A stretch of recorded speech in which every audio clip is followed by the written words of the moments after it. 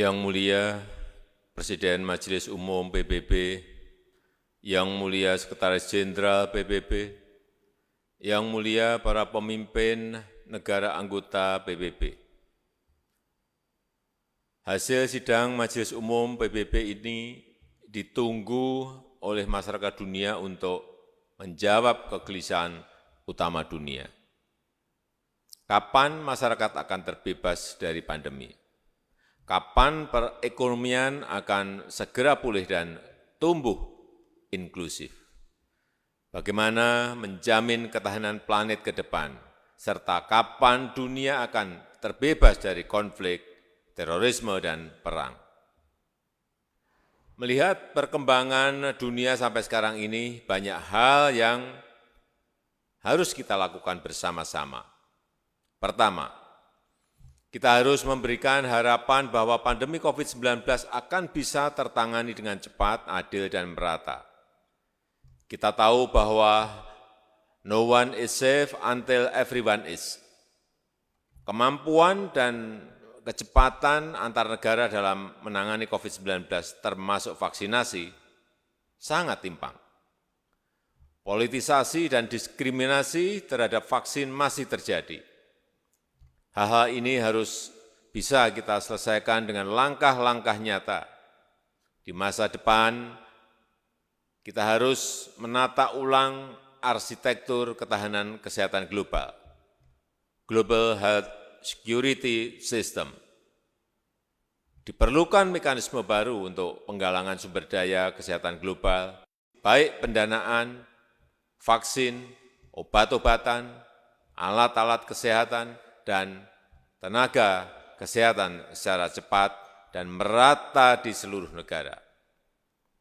Diperlukan standarisasi protokol kesehatan global dalam hal aktivitas lintas batas negara. Misalnya, perihal kriteria vaksinasi, hasil tes, maupun status kesehatan lainnya.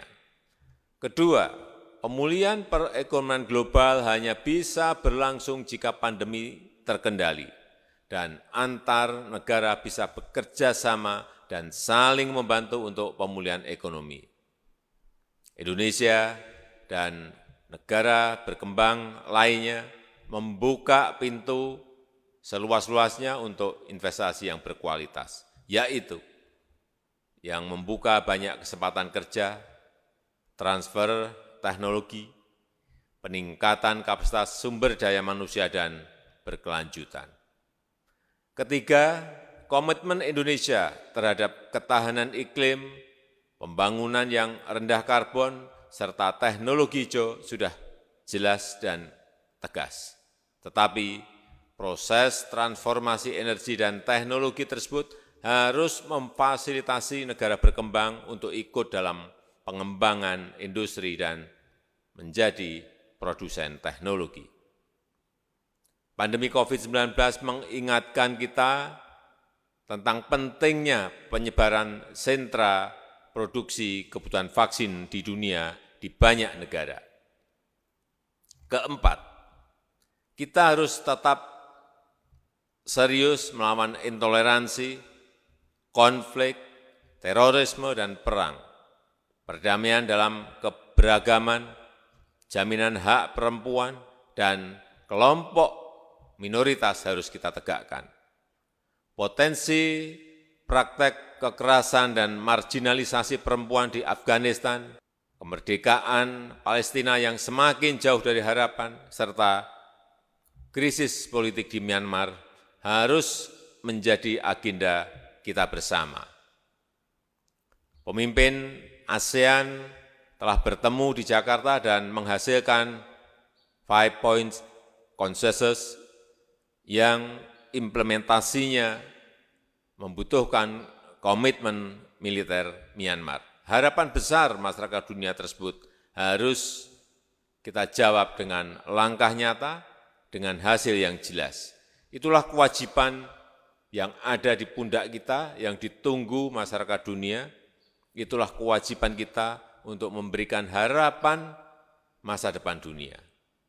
Yang Mulia, tahun 2022 Indonesia akan memegang presidensi G20 dengan tema besar Recover Together, Recover Stronger. Indonesia akan berupaya agar G20 dapat bekerja untuk kepentingan semua, untuk negara maju dan negara berkembang, utara dan selatan, negara besar dan kecil, negara kepulauan dan pulau-pulau kecil di Pasifik, serta kelompok rentan yang harus diprioritaskan. Inklusivitas adalah prioritas utama kepemimpinan Indonesia. Inilah komitmen Indonesia untuk membuktikan no one left behind. Ekonomi hijau dan berkelanjutan juga akan menjadi prioritas. Indonesia paham bahwa Indonesia memiliki nilai yang strategis dalam isu perubahan iklim. Untuk itulah kami terus bekerja memenuhi komitmen kami.